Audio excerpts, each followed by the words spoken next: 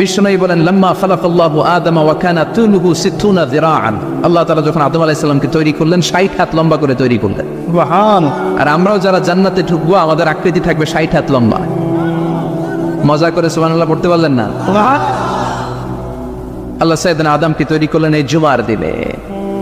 আবার সাইয়েদনা আদম আলাইহিস সালামকে পৃথিবীর বুকে তিনি পাঠিয়ে দিয়েছিলেন এই জুমার দিনে। সুবহানাল্লাহ। কুলনা হাবিতু মিনহা জামিআ, ও Adam go down with your wife, তোমার স্ত্রী হাওয়াকে নিয়ে পৃথিবীতে নাও। সাইয়েদনা আদম আলাইহিস সালামকে আল্লাহ তাআলা পাঠিয়েছিলেন শ্রীলঙ্কার একটা পাহাড়ে, অ্যাডামস পিক। ওখানে ঐতিহাসিকভাবে প্রমাণিত, এটা হাদিসে নেই, কুতুবুত তারিখে এসেছে।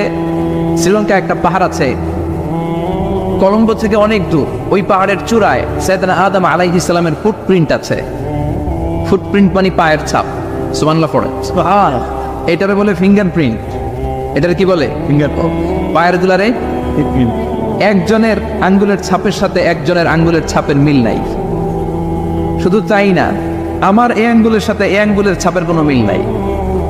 আয়াহসাবুল ইনসানু আল্লান নাজমা ইযামা বালা কাদিরিনা আলা আন নুসাউবিয়া বানানা।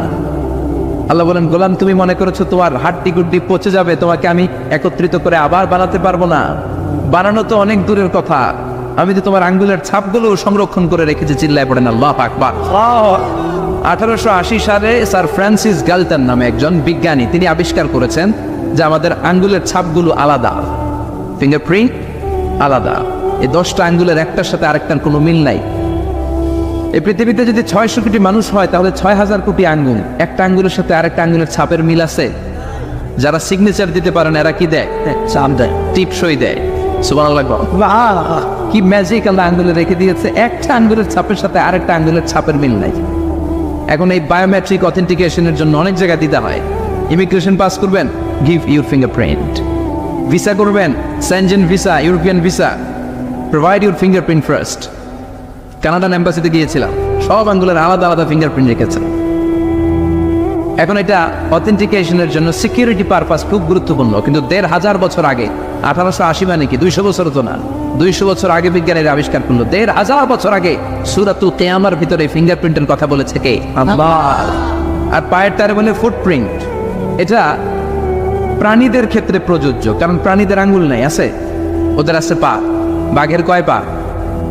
কথা কয়েন 4 পা। বাঘের হাত কয়টা? হাত নাই, ওদের পা। ফলে ওদের ফুটপ্রিন্ট লাগে। সুন্দরবনে কয়টা বাঘ আছে এটার একটা হিসাব আছে। কি করে বলে, কেমন করে হিসাব করে? বাঘের কাছে যে গুনে চেহারা তো একরকম, একটারে 3 বার গণ। কথা গণ কিভাবে গণে তাহলে? বাঘসুমারি হয় কিভাবে? ফুটপ্রিন্ট, পায়ের ছাপ। একটা বাঘের পায়ের ছাপের সাথে আরেকটা বাঘের পায়ের ছাপের কোনো মিল নাই। আবার কাবা ঘরের পাশে একটা ছোট্ট জায়গা আছে, এই জায়গার মধ্যে রব্বুল আলামিন সব নবীদের পিতা সাইয়েদনা ইব্রাহিম আলাইহিস সালামের ফুটপ্রিন্ট রেখে দিয়েছেন। ওয়াত্তাখিযু মিন মাকামি ইব্রাহিম মুসাল্লা, সাইয়েদনা ইব্রাহিমের দাঁড়ানোর জায়গায় তোমরা নামাজের জায়গা করে নাও। আল্লাহু আকবার। সাইয়েদনা ইব্রাহিম আলাইহিস সালামের পায়ের ছাপ আছে কিন্তু মাকাম ইব্রাহিম। আর সাইয়েদনা আদম আলাইহিস সালামের পায়ের ছাপ আছে অ্যাডামস পিকে, শ্রীলঙ্কার ওই পাহাড়ে। তো যেদিন আদম আলাইহিস সালামকে আল্লাহ ওখানে পাঠিয়ে দিয়েছিলেন, ওই দিনটা ছিল জুমার দিন। সুবহানাল্লাহ নাই? সুবহানাল্লাহ বাড়িতে যাই বলেন, চিল্লায় পড়েন আল্লাহু আকবার।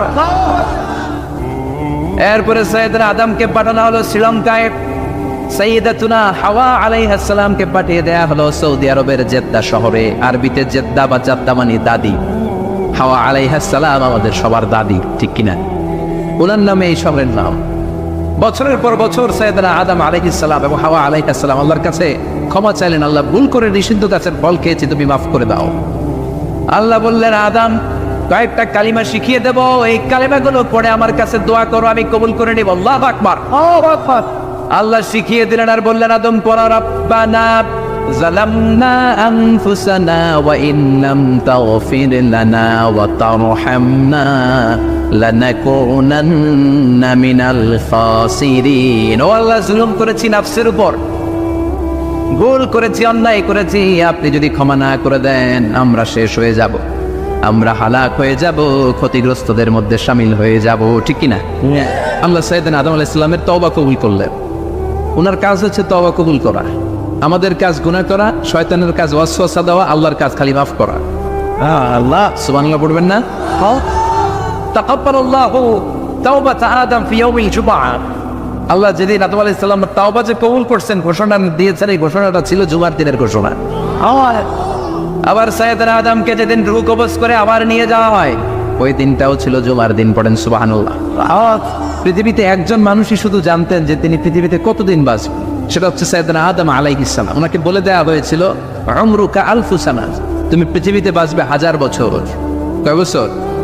সাইয়েদনা আদমের সামনে অনেকগুলো রূহ রাখা হয়। সাইয়েদনা আদম বললেন, এরা কারা? আল্লাহ বললেন, এরা হচ্ছে নাসালুক, তোমার বংশধর, পৃথিবীতে তোমার পর এরা পৃথিবীতে আসবে। সাইয়েদনা আদম বললেন, আল্লাহ ওই যে একটা রূহ দেখা যায়, এটার নাম কি? আল্লাহ বললেন, হাদা ইবনুকা দাউদ, এটা তোমার ছেলে দাউদ, সে দুনিয়াতে নবী হয়ে আসবে, তার ছেলে সুলাইমানও নবী হয়ে আসবে। সাইয়েদনা আদম বললেন, মাবুদ, আমার ছেলে দাউদের কত বছর হায়াত আপনি দিয়েছেন? আল্লাহ বললেন, 40 সানা, মাত্র 40 বছর, 4 ইয়ার্স, 40 বছর তোমার ছেলেটা বাঁচবে। ও আল্লাহ, আমি বাঁচবো কয় বছর? তুমি বাঁচবে 1000 বছর। সুবহানাল্লাহ। সাইয়েদনা আদম বললেন, মাবুদ, এত ফুটফুটে সুন্দর আমার ছেলে দাউদ, মাত্র 40 বছর দিলেন কেন? জিদ মিন আমরি, বাড়ায়া দেন। কি করেন? সুপারিশ করতেছে পোলার লাইগা। কে? বাবা। আল্লাহ আপনি বাড়ায়া দেন। আল্লাহকে বাড়ানো যাবে না, লেখা হয়ে গেছে রুফিআতিল আকলাম ওয়া জাফফাতিস সুহুফ, কলম তুলে নেওয়া হয়েছে আর কালি শুকায় গেছে, আর কিছু করা যাবে? সাইয়েদনা আদম বললেন, মাবুদ, আমার 1000 বছর কেন দিলেন? আমার এই সুন্দর ফুটফুটে ছেলেটারে মাত্র শুধুমাত্র 40 বছর কেন দিলেন? ও মাবুদ, আমার 1000 বছরের দরকার নাই, আমার 1000 বছর থেকে 60 বছর আমি আমার ছেলেরে দিয়ে দিলাম।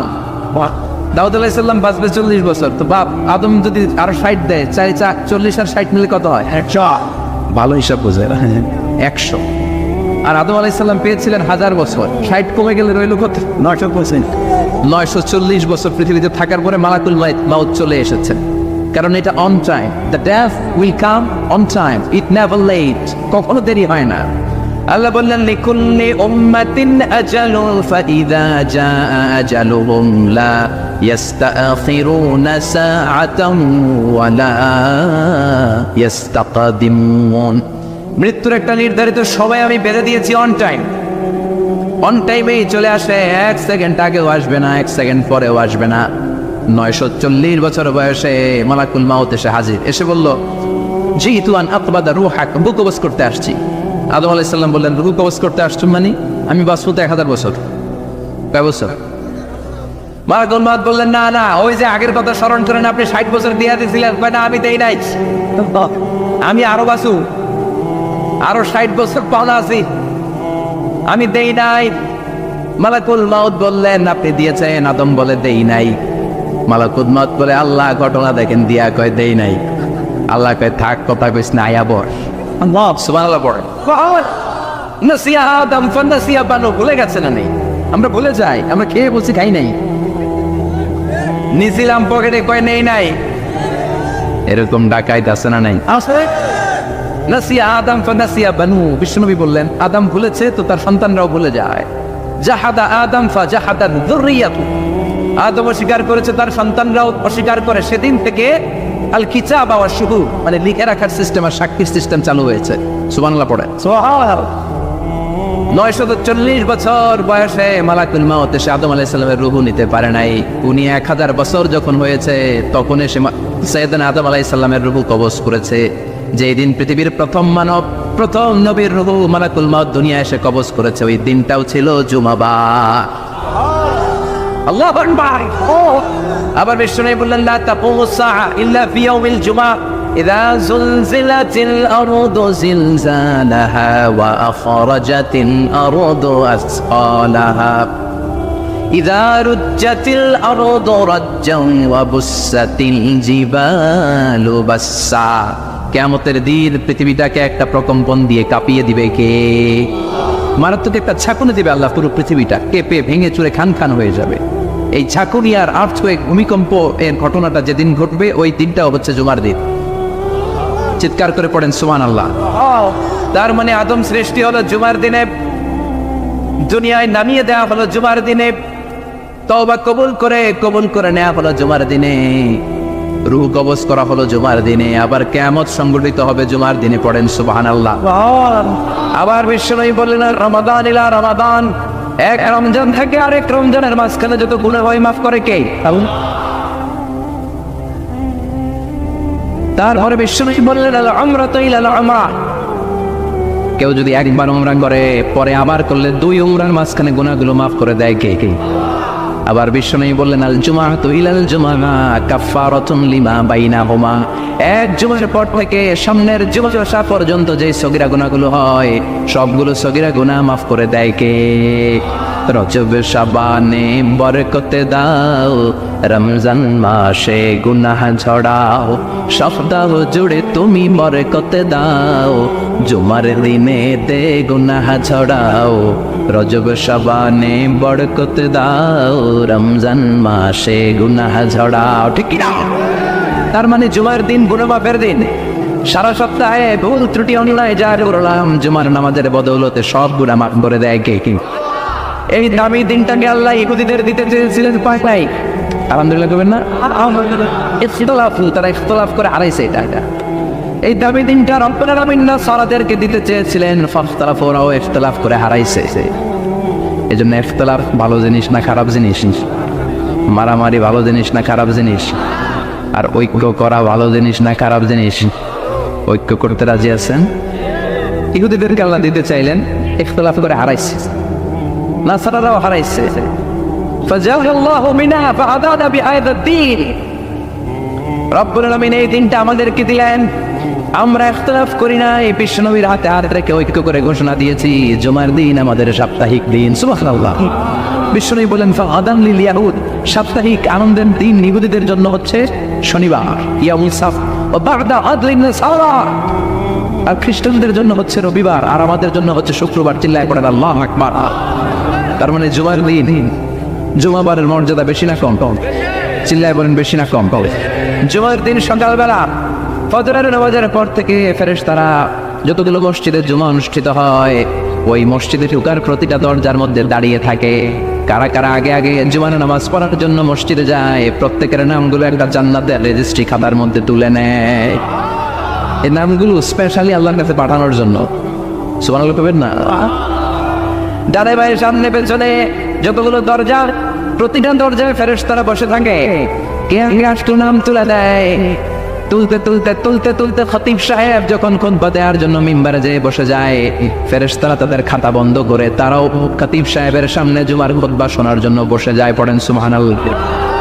প্রথম জুমার দিন জুমার মসজিদে যে ঢুকবে বিশ্বনবী বললেন আল্লাহর রাস্তায় একটা উট কুরবানি দিলে যেই সওয়াব, এই সওয়াব আল্লাহ আমলনামায় দিয়ে দেয়। দ্বিতীয় পর্যায়ে যে ঢুকে বিশ্বনবী বললেন বাবা গরু কুরবানির সওয়াব পায়।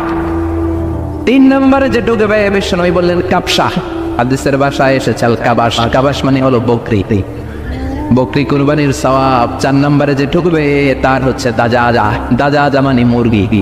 5 নম্বরে যে ঢুকবে বিশ্বনবী বললেন বাইদা, নোয়াখালী রাখবে বয়দা, আমরা গই আন্ডা, কুমিল্লায় গই ডিম। আছে না নাই? এক দেশের কত ভাষা, এক দেশের গালি আর এক দেশের বলি। আমরা বলি ছেলে, কুষ্টিয়ায় বলে পুত্র, আরেক জায়গায় গেলে বলে মুত, আরেক জায়গায় গেলে বলে ফোন। আছে না নাই? এক এলাকে বলে বেটা ছেলে, ছেলেদেরকে বেটা ছেলে, মরদ ফোয়া, মরদ ফোয়া বেঁধে না, মরদ ফোয়া হবে। আহা কি ভাষার বৈশিষ্ট্য। তো যেটা আমরা বলি ডিম, কথা বলে আন্ডা, কথা বলে বয়দা। তো এই বয়দা আল্লাহর রাস্তায় দান করে দিলে যেই সওয়াব, পঞ্চম ব্যক্তি ওই সওয়াব হবে। এই 5 জনের পরে আর লেখালেখি নাই, বাকিদেরটা নর্মাল এন্ট্রি করে সব ফেরেশতারা খুতবা শোনার জন্য বসে যায়। সুবহানাল্লাহ। তো জুমার দিনে আগে আগে যাবেন তো? সবাই রাজি আছেন? চিৎকার করে পড়েন ইনশাআল্লাহ। আলহামদুলিল্লাহ আমরা এই জুমার দিনটাকে রাষ্ট্রীয় ছুটির দিন হিসেবে পেয়েছি, পাইছি না? 1984 সালে হুসাইন মোহাম্মদ এরশাদ সাহেব এই ভালো কাজ করছিলেন। উনি সব করছে জীবনে, স্বৈরাচারীও করছে, ভালো কাজও করছে। তো খারাপটা আর আমরা না বলে যেটা ভালো এটাই বলি। ওনার কারণে আজ অবধি এই 84 থেকে আজ 34 বছর বাংলাদেশের রাষ্ট্রীয়ভাবে সাপ্তাহিক ছুটির দিন কোনটা? আলহামদুলিল্লাহ পাবেন না? এই উসিলায় আল্লাহ ওনারে মাফ করুক। পৃথিবীর অনেক দেশে কিন্তু শুক্রবার ছুটির দিন না। আমি বছরের বেশিরভাগ সময় মালয়েশিয়াতে থাকি। মালয়েশিয়ার সাপ্তাহিক ছুটির দিন রবিবার। খ্রিস্টানদের সাথে অনেক বিজনেস